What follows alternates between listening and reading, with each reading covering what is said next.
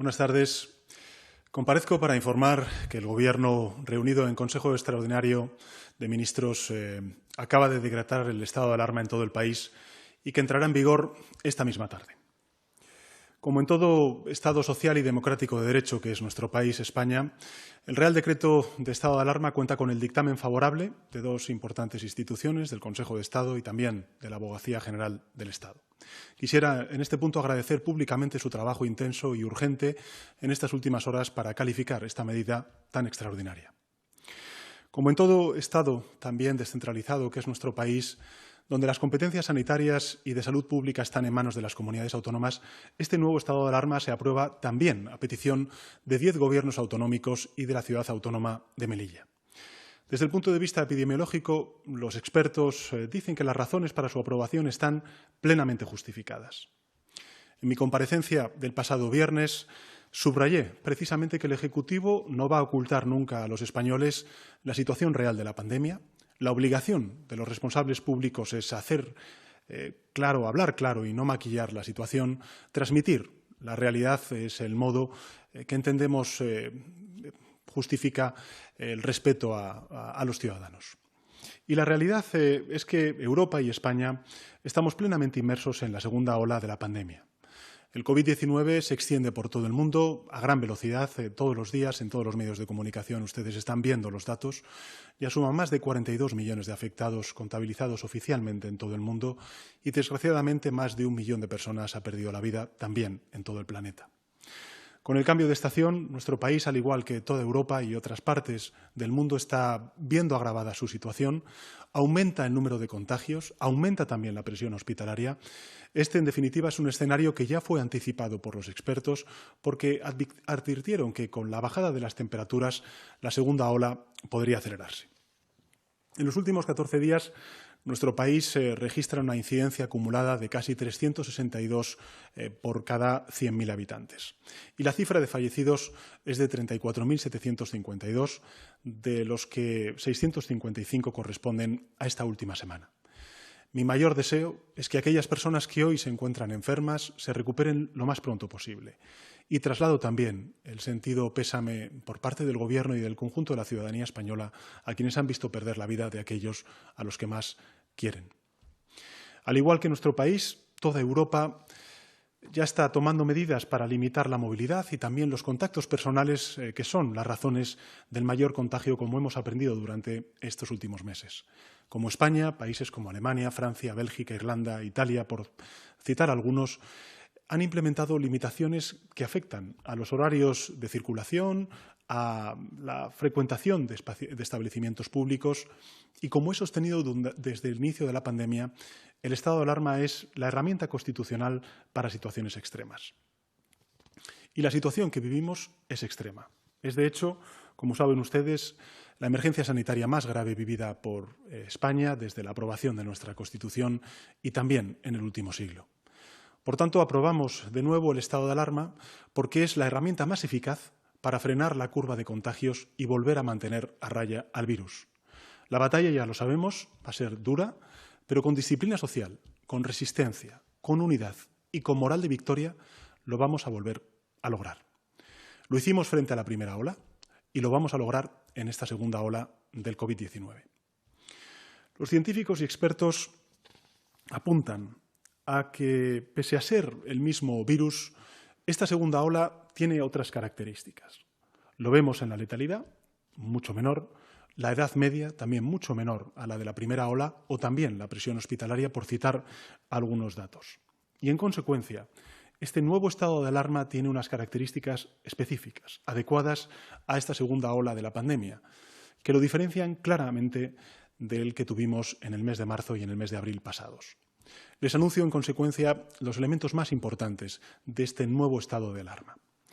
En primer lugar, las autoridades delegadas serán, desde el principio, los presidentes y presidentas de los gobiernos autonómicos, y el órgano de cooperación y de cogobernanza será el Consejo Interterritorial de Sanidad, donde están representados tanto el Ministerio de Sanidad como también los consejeros y consejeras de Sanidad de todos y cada uno de los gobiernos autonómicos y también de las ciudades autónomas. En segundo lugar, y con carácter general, Se prohíbe la libertad de circulación de las personas desde las 23 horas de la noche hasta las 6 horas de la mañana en todo el país.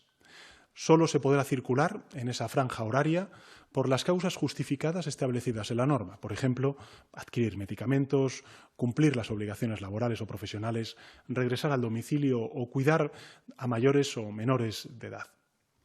Esta limitación a la libertad de circulación entre las 11 de la noche y las 6 de la mañana resultará de aplicación en todo nuestro país, a excepción de las Islas Canarias, que mantienen en este momento una situación epidemiológica muy positiva.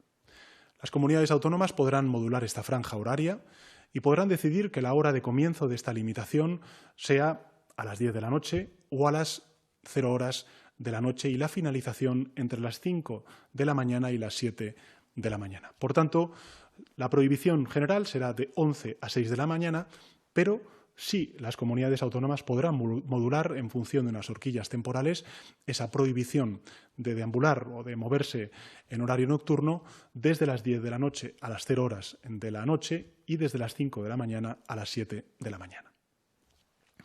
En tercer lugar, las comunidades autónomas podrán decidir limitar la entrada y la salida de sus territorios en todo o en parte de él. Es decir, podrán confinar el territorio completo de su comunidad o decidir el confinamiento de un ámbito territorial inferior.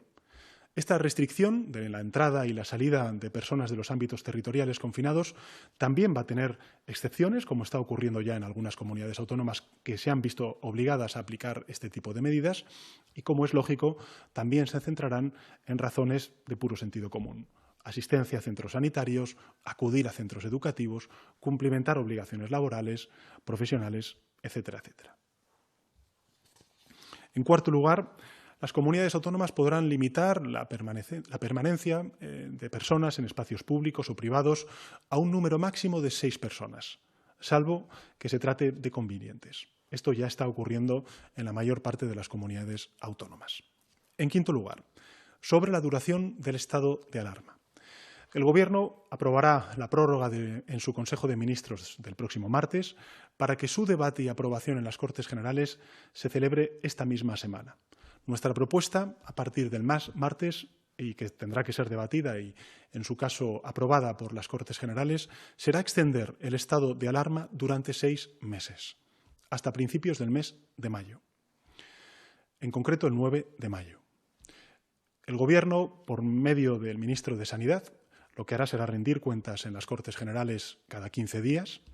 Esperamos que los gobiernos autonómicos hagan lo propio en sus respectivos parlamentos regionales, en tanto en cuanto ellos son las autoridades delegadas de este estado de alarma, y dada la gravedad de la situación de la pandemia en Europa y en España, dada la eficacia contrastada de la herramienta constitucional del estado de alarma para su lucha contra la pandemia, dada la petición también mayoritaria de las comunidades autónomas para su entrada en vigor, solicito formalmente a todos los grupos parlamentarios que esta excepcional medida cuente con el abrumador respaldo parlamentario en esta semana que viene. Lo exigen los ciudadanos para dar un horizonte de tranquilidad, de sosiego, de certidumbre a su día a día. Lo necesitan también los actores económicos para dar un horizonte de previsibilidad y garantías de trabajo a las empresas y también a los empleos. Lo requieren los gobiernos autonómicos, el Ministerio de Sanidad, para trabajar con las herramientas necesarias durante el tiempo que haga falta. Y si la situación de la pandemia lo permite, el Gobierno de España, no les quepa la menor duda, levantará el estado de alarma sin demora. Ni un día más, ni un día menos en la vigencia de una herramienta eficaz en la lucha contra el COVID-19 como hemos vivido en la primera ola. Este pasado viernes me referí al importante acuerdo del Consejo Interterritorial del Sistema Nacional de Salud. Quise darle especial importancia al acuerdo alcanzado. El Ministerio de Sanidad, las comunidades autónomas, fijaron unos criterios comunes para afrontar la emergencia sanitaria. Criterios que tienen su sustento en las recomendaciones de la Organización Mundial de la Salud, las recomendaciones también del Centro Europeo para la Prevención y el Control de las Enfermedades y también del propio CAES en el Ministerio de Sanidad, medidas que guardan absoluta coherencia con el desarrollo del Plan de Respuesta Temprana que aprobamos en el pasado mes de julio con las comunidades autónomas, que es técnicamente el Plan Nacional de Lucha contra la Pandemia. En particular, se definieron 4 niveles de riesgo que me gustaría volver a recordarles a todos ustedes. Estos 4 niveles de riesgo o alerta para cada unidad territorial son, como saben ustedes, bajo, medio, alto o extremo. Con estos 4 niveles se define una suerte de semáforo que describe la situación de riesgo de cada territorio y las medidas que deben adoptarse en cada uno de ellos. En la evaluación del riesgo se tienen en cuenta tanto indicadores relativos al número de infecciones, según los criterios epidemiológicos y de nuestros expertos sanitarios, como también la capacidad asistencial y de salud pública. Y, finalmente, también características y vulnerabilidad de la población. ¿Cuáles son estos indicadores principales? El primer indicador es el número de casos detectados por cada 100.000 habitantes en los últimos 14 días. Una incidencia por debajo de 25 casos por cada 100.000 habitantes, que es lo que marca la Organización Mundial de la Salud, se considera de bajo riesgo. Por encima de 25 se estima de riesgo medio. Una incidencia entre 150 casos y superiores se considera de riesgo alto. Y si la incidencia supera los 250 casos por cada 100.000 habitantes, que es desgraciadamente lo que está ocurriendo en buena parte del territorio español, se considera de riesgo extremo. Como saben, el segundo indicador será el grado de ocupación de los servicios sanitarios y también de las camas UCI. Se considerará riesgo muy alto si el número de camas ocupadas por pacientes de COVID supera el 15% en hospitalización global y un 25% en el caso de las camas UCI. Las comunidades autónomas basarán su actuación, por lo tanto, en estos indicadores y en estos criterios que acordaron conjuntamente con el Ministerio de Sanidad en el marco del Consejo Interterritorial que acabo de enumerar. Nuestro reto, en definitiva, como les dije en mi comparecencia del pasado viernes, es alcanzar una incidencia acumulada en estos últimos 14 días, o en los últimos 14 días, mejor dicho, por debajo de los 25 casos por 100.000 habitantes. Ese es nuestro objetivo, 25 casos por 100.000 habitantes. Estamos en 368 casos por 100.000 habitantes. Tenemos un largo recorrido. Vamos a tener que desplegar un enorme ejercicio de resistencia, de disciplina social, de moral de victoria, pero a mí no me cabe duda de que, al igual que lo logramos en la primera ola, lo vamos a lograr en esta segunda ola. Como presidente del Gobierno de España, seguiré manteniendo las reuniones periódicas con los presidentes y presidentas autonómicos, tal y como hemos hecho desde el inicio de la pandemia. Mañana, sin ir más lejos, vamos a tener la ocasión de hablar en una nueva conferencia de presidentes telemática, la número 23, que contará también con la presencia, por primera vez en la historia, de la presidenta de la Comisión Europea. Hablaremos fundamentalmente del Fondo de Recuperación Económico, es decir, la movilización de más de 140.000 millones de euros para nuestra economía durante los próximos 6 años. Pero estaremos en permanente coordinación. El liderazgo será compartido, como lo ha sido a lo largo de la gestión de toda esta pandemia. Y con determinación, con esfuerzo y con unidad volveremos a doblegar esta segunda ola de la COVID. Este es un trabajo de todos y cada uno de nosotros, y desde el Gobierno de España pondremos todo el empeño y el esfuerzo que sean necesarios para el buen desarrollo de esta cogobernanza. Quisiera recordar, para finalizar, que nuestro país, a diferencia de la primera ola, cuenta hoy con las capacidades necesarias para hacer frente a esta segunda ola. Ahora conocemos mucho mejor el virus. Sabemos más acerca del virus, tenemos provisiones, tenemos también recursos materiales y hemos acumulado una experiencia de lucha colectiva de gran valor. El propósito del Gobierno de España es, como siempre, proporcionar todo el apoyo con los medios económicos, materiales, digitales y legales que estén a nuestro alcance. Y en este punto quisiera recordar que desde el Gobierno nos hemos esmerado por impulsar la máxima colaboración. Lo ha hecho de modo especial el Ministerio de Sanidad, que ha mantenido un total de 182 reuniones con las comunidades autónomas. Fruto de esa colaboración son, por ejemplo, los indicadores y criterios de respuesta comunes que acabo de mencionarles. Asimismo, se han repartido ya cerca de 296 millones de unidades de material sanitario, de los cuales más de 221 millones han sido destinadas a las comunidades autónomas. Se ha constituido una reserva estratégica que cuenta, entre otros, con más de 512 millones de mascarillas quirúrgicas, 57,6 millones de mascarillas FFP2 y cerca de 2 millones de test antígenos. Hay 5.686 efectivos de las Fuerzas Armadas que están a disposición de las comunidades autónomas para realizar labores de rastreo fundamentales, prioritarias en esta segunda ola. 1.740 ya están incorporados y el resto están, insisto, a disposición de todas y cada una de las comunidades autónomas. También, como saben, hemos proporcionado a los gobiernos autonómicos un fondo no reembolsable que asciende a 16.000 millones de euros, un fondo para ayudarles a las comunidades autónomas, a los gobernantes de las comunidades autónomas a combatir los efectos de la pandemia, financiar, por ejemplo, el incremento de gasto sanitario, el gasto educativo, compensar la caída de ingresos y sentar las bases para la recuperación económica y social de cada uno de los territorios. Y, finalmente, impulsar la aplicación móvil Radar COVID-19, que a través de la información que obtiene en el rastreo de contacto nos permite conocer el nivel de riesgo de contagio y avisar a los interesados. En este sentido, me gustaría pedir encarecidamente a todos los ciudadanos y ciudadanas que se descarguen esta aplicación en su móvil y hagan uso de él. Con ello, no solamente estarán protegiendo su salud, sino que también estarán protegiendo la salud de todos y de todas. Tenemos, además, que seguir avanzando en todos los frentes. La semana pasada, el Consejo de Ministros aprobó la adquisición de más de 31 millones de dosis de la vacuna desarrollada por AstraZeneca, la compañía farmacéutica AstraZeneca, contra el COVID-19. Como la vacuna requiere 2 dosis, estaríamos hablando de más de 15,5 millones de inmunizaciones. Esta compra se enmarca, como saben, en la política de adquisiciones centralizada de la vacuna acordada por el conjunto de la Unión Europea y negociada por parte de la Comisión Europea. De esa y otras vacunas, como la de Sanofi, Johnson & Johnson o la compañía Moderna, en avanzado estado de pruebas, depende el horizonte para la superación definitiva de esta emergencia tan inédita como excepcional. He mencionado que la duración del estado de alarma será de 6 meses, si así lo aprueba el Congreso esta semana. Quiero que sepan que este plazo no es inamovible. Si podemos superar antes la emergencia plenamente, el estado de alarma dejará de aplicarse de inmediato.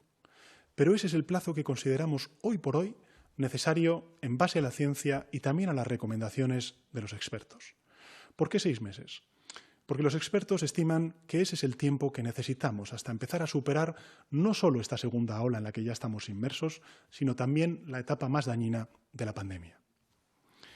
Mientras llega ese momento, nuestro objetivo es uno, es doblegar la curva de la segunda ola, igual que doblegamos la de la primera ola. El coste de vidas debe ser el menor posible, pero también debemos proteger nuestra actividad económica y laboral y preservar, en la medida de nuestras posibilidades, el ritmo de nuestras vidas. Los sacrificios, en consecuencia, serán indispensables. Nadie, ni el Gobierno de España, ni tampoco los gobiernos autonómicos, deseamos establecer una sola limitación que no sea imprescindible para doblegar la curva de la pandemia y proteger, en consecuencia, la salud de todos, la salud pública. Creemos que podemos lograrlo en esta segunda ola sin recurrir a medidas tan extremas como la que vivimos en la primera ola del confinamiento global, del confinamiento total, sin paralizar, en consecuencia, la vida del país, que es la medida más costosa desde el punto de vista social y también económico. Sin embargo, me gustaría pedir al conjunto de la ciudadanía lo siguiente. No hay confinamiento general en este nuevo estado de alarma. Pero cuanto más nos quedemos en casa y menos contactos tengamos, más protegidos estaremos y más protegeremos a nuestros seres queridos y también a la salud del conjunto de la ciudadanía. No hay que aprobar medidas para obligarnos a hacer lo que hay que hacer, porque sabemos lo que hay que hacer. A menos movilidad, menos contactos y menos posibilidades tendrá el virus de contagiarnos. Por tanto, quedémonos en casa todo lo que sea posible. El marco legal y constitucional está listo. El nuevo estado de alarma nos da la herramienta legal más eficaz para limitar la movilidad y los contactos para así frenar al virus. La ley es importante, pero hay otras armas aún más eficaces contra el virus. La primera de ellas es la unidad. La unidad en todo el continente europeo, que está viéndose asolado por esta nueva ola del COVID-19, la unidad de todas las administraciones públicas, la unidad, como hemos visto durante estos largos meses de pandemia, de los trabajadores y de los empresarios, y la unidad también de todas las fuerzas políticas.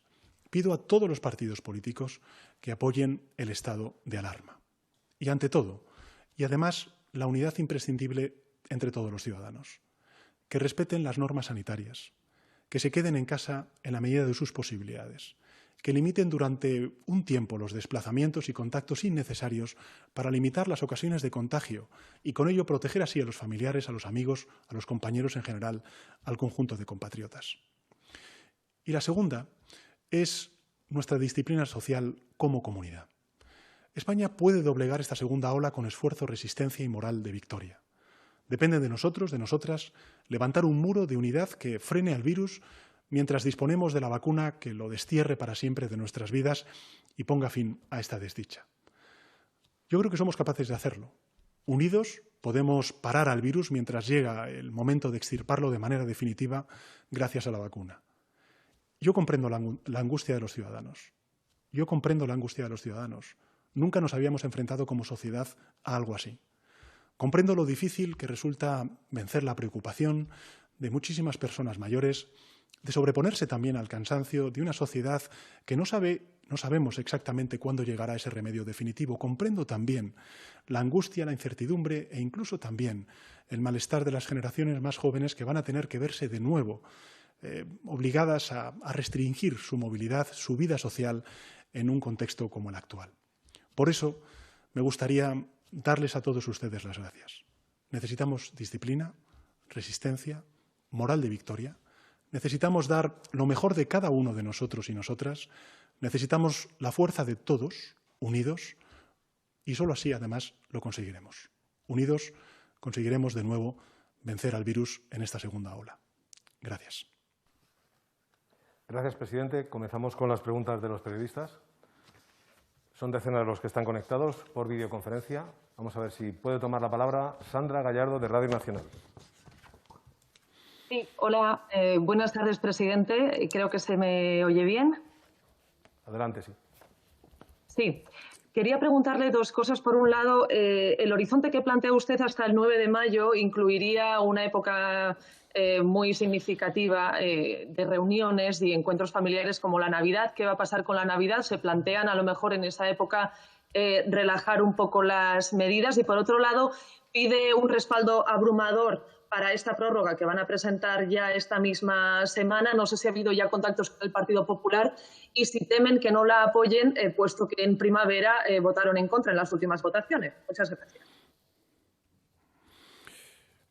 Muchísimas gracias, Sandra, por sus preguntas. En relación con la primera de las preguntas, creo que es necesario volver a subrayar que el Gobierno de España no tiene intención de estar ni un día más ni un día menos con el estado de alarma para hacer frente con el mejor instrumento, la mejor herramienta, como ha demostrado la primera ola, de contener al virus, de, digamos, reducir al máximo la propagación del COVID-19, como es el estado de alarma. Un instrumento, insisto, constitucional, por tanto, absolutamente legítimo, que está en manos del Congreso de los Diputados, no del Poder Ejecutivo, sino del Poder Legislativo, su prórroga en el tiempo que considere oportuno. Desde luego, la parte de la rendición de cuentas está digamos, garantizada, en el sentido de que el Ministerio de Sanidad va a comparecer cada 15 días en el Congreso de los Diputados para dar cuenta de la evolución de la pandemia.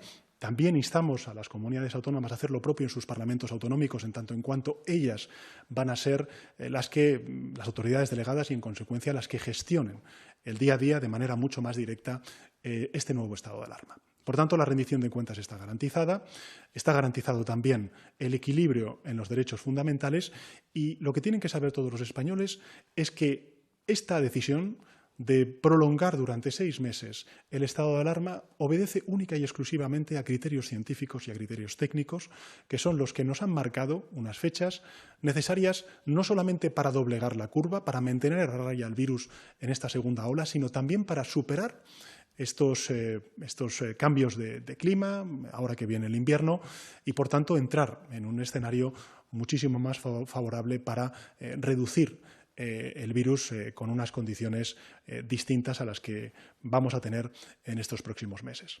A partir de ahí, como he dicho, el estado de alarma lo que hace es restringir desde el punto de vista del Estado varios derechos fundamentales. El primero de ellos es el de la limitación de la movilidad nocturna de 11 a 6 de la mañana con carácter general. Por tanto, esa medida en principio duraría esos 6 meses, pero podría lógicamente verse alterada en función de lo que vaya sucediendo con la pandemia. Y, en segundo lugar, también la capacidad que van a tener las comunidades autónomas de perimetrar el confinamiento como estamos viendo hasta ahora. Recordemos que, por ejemplo, la Comunidad Foral de Navarra ha aprobado un confinamiento perimetral de todo el territorio, como lo ha hecho también, por ejemplo, La Rioja, y ha habido comunidades autónomas, en este caso en la ciudad de Madrid, en la que me hallo, donde el Gobierno de España aprobó un estado de alarma específico de 15 días, precisamente para confinar perimetralmente el conjunto de la ciudad de Madrid. Por tanto, lo que le quiero decir con esto es que el Consejo Interterritorial será el espacio donde se tomen este tipo de decisiones, pero la limitación a derechos fundamentales que afecta al conjunto del territorio, salvo casos muy excepcionales como el de las Islas Canarias al cual antes he hecho referencia, pues lógicamente permanecerán en vigor todo el tiempo del estado de alarma, sin menoscabo de que, lógicamente, el Congreso de los Diputados decida lo contrario. No digo esta semana, cuando vayamos a debatir la prórroga, sino a lo largo de los próximos meses, como consecuencia de que esperemos las medidas surtan efecto y, por tanto, pues, el estado de alarma pueda tener una menor contundencia en cuanto a las medidas de privación de derechos fundamentales.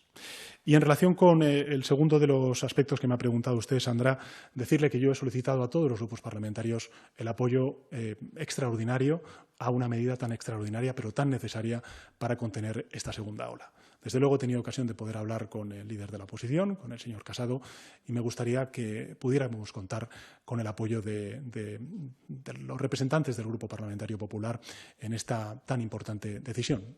No olvidemos que hay comunidades autónomas que también tienen ejecutivos gobernados por el Partido Popular, también por Ciudadanos, y en consecuencia nos gustaría contar con su apoyo porque son medidas que van a ayudar y van a facilitar mucho, digamos, la toma de decisiones a estos gobiernos autonómicos.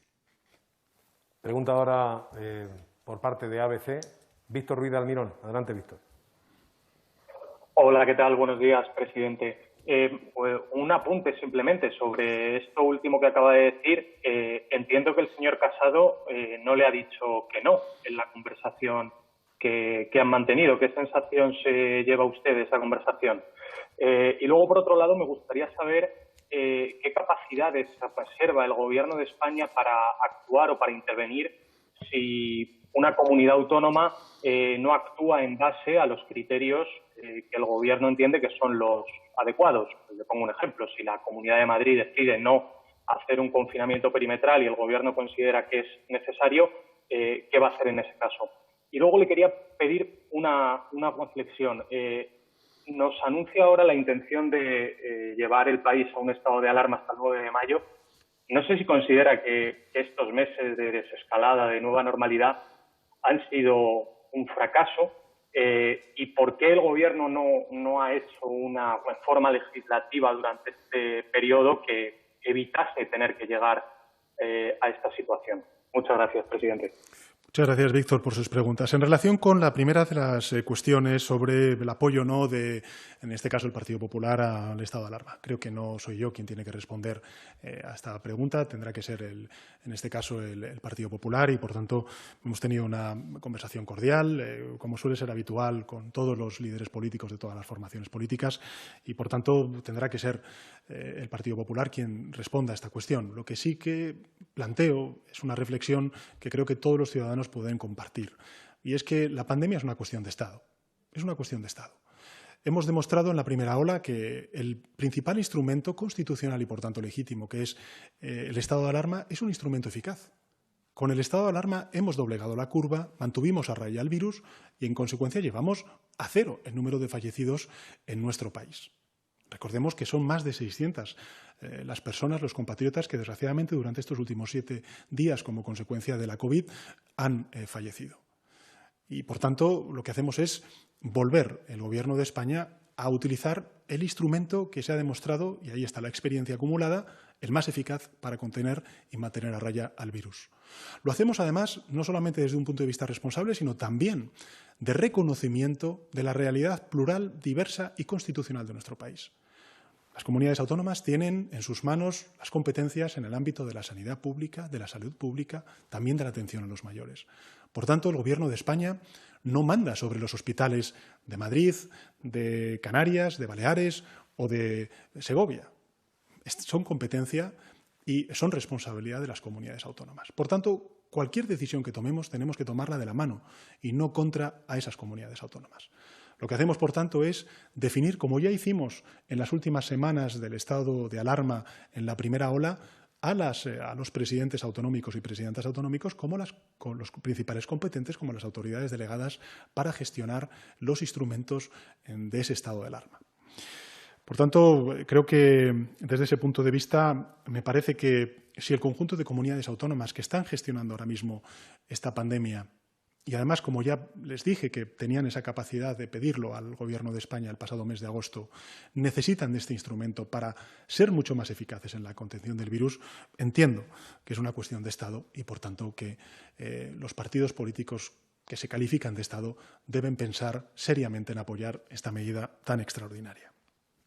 Sobre las, digamos, decisiones que puedan tomar los gobiernos autonómicos, quiero recordar que el Gobierno de España, en su Consejo Interterritorial, junto con las comunidades autónomas el pasado jueves, ya establecimos una serie de criterios, una serie de semáforos, en donde, en función de los indicadores acordados entre el Ministerio de Sanidad y las comunidades autónomas y sustentados en el criterio de los científicos, de los expertos, tanto del Ministerio de Sanidad como de las comunidades autónomas, y mirando a lo que nos dice el ECDC en la Unión Europea, el CAES en España o la OMS a nivel internacional, ahí están esos criterios, ahí están las medidas que se tienen que tomar en función de esos indicadores, de su evolución, y, por tanto, a mí no me cabe ninguna duda de que las comunidades autónomas, en el seno del Consejo Interterritorial, acordarán, junto con el Ministerio de Sanidad, mayores medidas o medidas de relajamiento en función de la buena o mala evolución de la pandemia en nuestro país.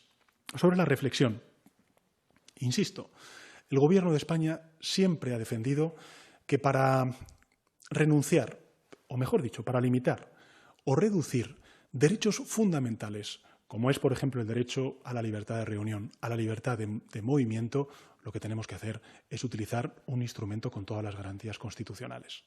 Y eso es, lógicamente, el estado de alarma y la ley orgánica que en el año 81 ya hacía un desarrollo precisamente del estado de alarma.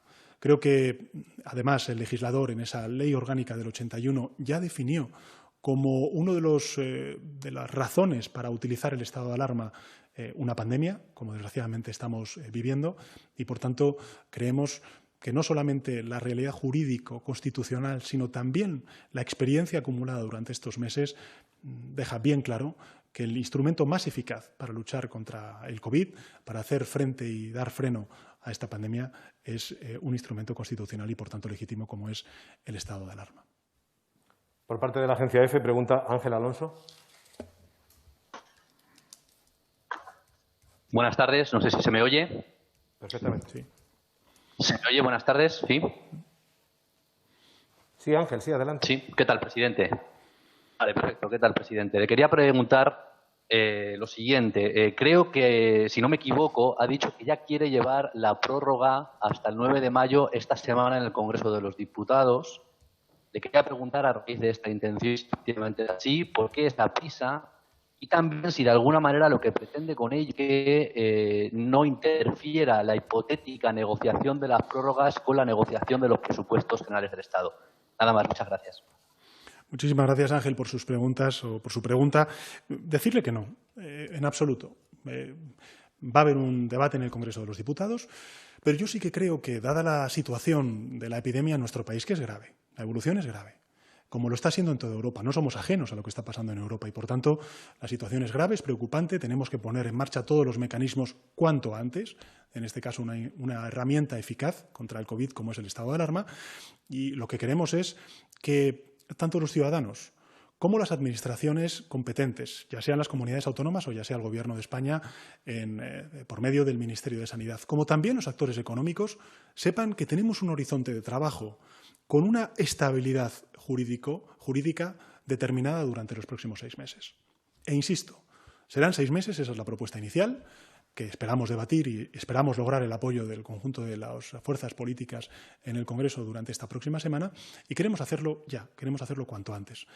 Creemos que si vamos a un horizonte de 6 meses de trabajo en el marco del estado de alarma, no tiene tampoco mucha razón de ser que esperemos 15 días para tener ese debate. Tengámoslo cuanto antes, porque creo que eso será muy bueno, será muy positivo para la tranquilidad y el sosiego de los ciudadanos, también para la previsibilidad económica de los empresarios, de los trabajadores y, sin duda alguna, también, y esto también es fundamental, que las instituciones públicas, los gobiernos autonómicos y el Gobierno de España, pues también tengamos un horizonte de trabajo conjunto en un marco estable de estos meses, que son en definitiva los que los científicos y los expertos nos están planteando y que además se está también haciendo en otras partes de Europa, ¿no?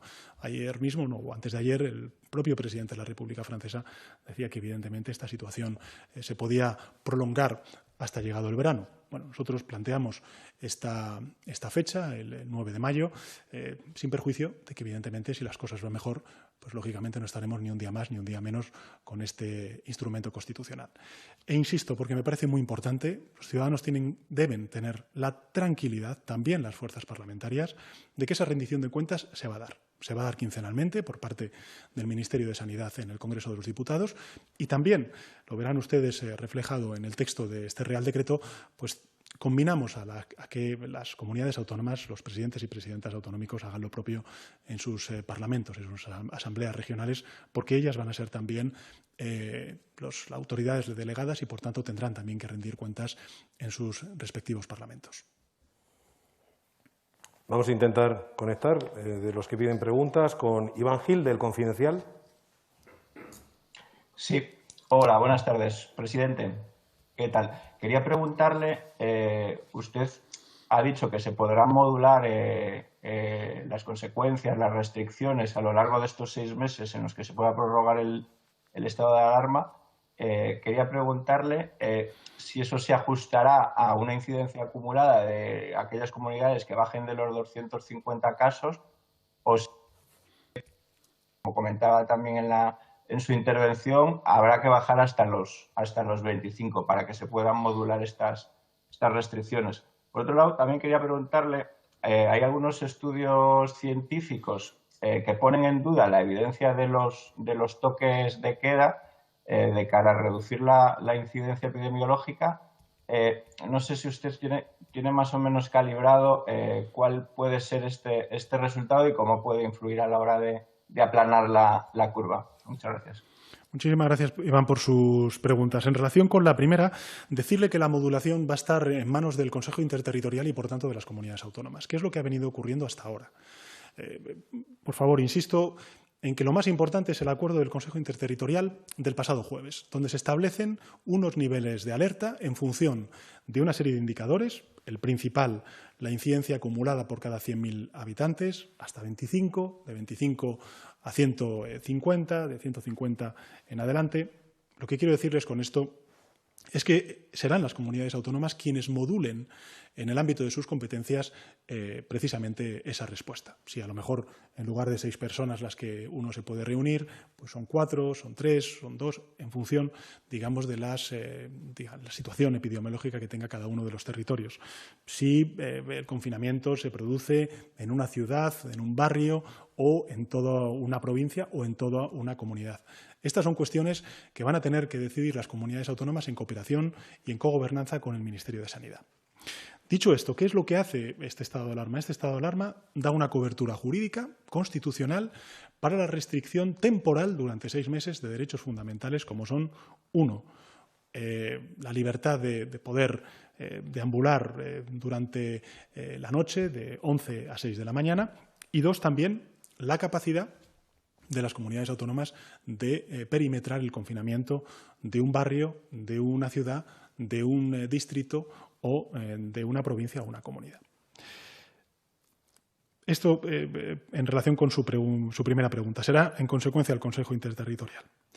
En segundo lugar, en relación con, si me permite, yo creo que podemos ir acuñando todos una expresión, en fin, más más contemporánea, ¿no? Que nada tiene que ver con lo que representan, sobre todo para generaciones con más experiencia, con más vida a sus espaldas, como es el toque de queda. Esto es una restricción de movilidad nocturna. Me gustaría, además, pediría a los medios de comunicación que pudiéramos entre todos hacer este ejercicio de pedagogía, porque nada tiene que ver con un toque de queda que tiene otra serie de componentes y otra serie de, digamos, significados en la mente de todos. Lo que es evidente y lo que dicen los expertos es que los confinamientos, es decir, la restricción de la movilidad y también la reducción de las relaciones sociales es fundamental, es primordial si queremos contener al virus. Por tanto, con esta medida lo que estamos haciendo es limitar, prohibir la salida a la calle, salvo efectivamente razones muy argumentadas, muy tasadas en el Real Decreto de Estado de Alarma, a las cuales antes he hecho referencia, y que evidentemente tendrán una traslación, esperemos, en la curva de contagios y, por tanto, en la contención al virus. Por tanto, la respuesta es que sí. En mi opinión, y creo que también en opinión de muchísimos científicos, pues lógicamente la reducción de esa movilidad, en base en este caso a la restricción de la movilidad nocturna, pues lógicamente ayudará a frenar la curva de contagios en nuestro país. Presidente, finalizamos con una última pregunta de algún otro medio. Hay muchos que están comunicando. No sé si era posible comunicar con Europa Press, Ana Fernández Vila. O no siendo así. Sí, buenas tardes. Adelante. Buenas tardes, presidente. Sí. Quería saber si, además de con el presidente del Partido Popular, ha establecido contacto con otras formaciones y si se plantean establecer en un futuro, aunque hablan de que no quieren recurrir al confinamiento domiciliario, si se plantean establecer franjas para salir a la calle en algún momento. Gracias. Muchísimas gracias, Ana, por sus preguntas. En relación con la primera, sí hemos hablado con distintas formaciones parlamentarias que representan a algunos de los gobiernos autonómicos que nos han solicitado la declaración del estado de alarma en todo el territorio nacional. Por tanto, estamos hablando con todas las formaciones parlamentarias, con todos los partidos políticos y esperamos que podamos contar con el mayor número de escaños para poder aprobar este estado de alarma tan importante y tan necesario para doblegar esta curva y mantener a raya el virus en esta segunda ola. En relación con la segunda de las preguntas, decirle que el planteamiento que hace el estado de alarma es el que es, ninguna consideración más. Evidentemente, esta es una pandemia dinámica, las cosas pueden ir efectivamente a peor y pueden ir efectivamente a mejor. Pero, en todo caso, será el Consejo Interterritorial y siempre de la mano de la colaboración entre comunidades autónomas y el Ministerio de Sanidad y sustentado en los criterios científicos y epidemiológicos de unos extraordinarios profesionales sanitarios que tenemos en nuestro país, ya sean las comunidades autónomas, ya sea en el Ministerio de Sanidad, a los cuales les quiero dar las gracias por su compromiso. También a los profesionales sanitarios que están en primera línea luchando y ayudando a salvar vidas y a proteger nuestra salud. Me gustaría, secretario de Estado, si pudiera, al ser esta la última de las preguntas, simplemente trasladar una convicción, y es que vamos a volver a mantener a raya el virus, vamos a volver a doblegar la curva, vamos a volver a garantizar la salud pública en nuestro país y a salvar muchas vidas. Necesitamos este instrumento constitucional, lo vamos a poner en manos de las comunidades autónomas en una responsabilidad compartida con el Ministerio de Sanidad y, en consecuencia, con el Gobierno de España, pero me gustaría volver a apelar a la última parte de mi intervención. Hay cosas que no es necesario que tengan que ser aprobadas para ser limitadas o prohibidas, porque sabemos lo que tenemos que hacer. Lo que tenemos que hacer es limitar nuestra movilidad, lo que tenemos que hacer es reducir nuestra relación social y para eso no necesitamos un estado de alarma. Para eso necesitamos, sobre todo, una concienciación social, una disciplina social, una responsabilidad, una resistencia y una moral de victoria, que la tiene nuestro país. Lo ha demostrado en esta primera ola y lo va a volver a demostrar en esta segunda ola. Yo creo que el ejemplo que dimos en la primera ola, cuando salíamos a las 8 de la tarde a aplaudir a nuestros profesionales sanitarios, cuando vimos, por ejemplo, cómo jóvenes ayudaban a personas mayores a comprar comida, cualquier necesidad en la tienda de al lado en nuestro barrio. Todo ese ejemplo de solidaridad, de responsabilidad y de disciplina social que tuvimos y que desplegamos en esta primera ola, tenemos que volver a hacerlo en esta segunda ola. tenemos que apelar de nuevo a esa resistencia, a esa disciplina social y a esa moral de victoria. Yo estoy convencido de que lo vamos a volver a lograr y por eso pido la ayuda, la colaboración de todos los ciudadanos. Puedo comprender el cansancio, empatizo con los jóvenes que quieren vivir la vida, que quieren salir, que quieren disfrutar de su juventud, pero también creo que es imprescindible el que limitemos nuestra movilidad, el que limitemos y reduzcamos al máximo, y eso no hace falta que nos lo diga ninguna ley, que reduzcamos al máximo también nuestras relaciones sociales, porque con ello lo que estaremos haciendo será proteger nuestra salud, proteger la de nuestros seres queridos y defender la salud del conjunto del país. Muchísimas gracias. Presidente, muchas gracias por su intervención. Gracias a los medios que han participado en esta rueda de prensa. Permítanme recordarles que, a renglón seguido de la comparecencia del presidente del Gobierno, ofrecen una sesión informativa técnica, un briefing técnico, la vicepresidenta primera, Carmen Calvo, el ministro de Sanidad, Salvador Illa, y el secretario general de la Presidencia, Félix Bolaños. Gracias, presidente.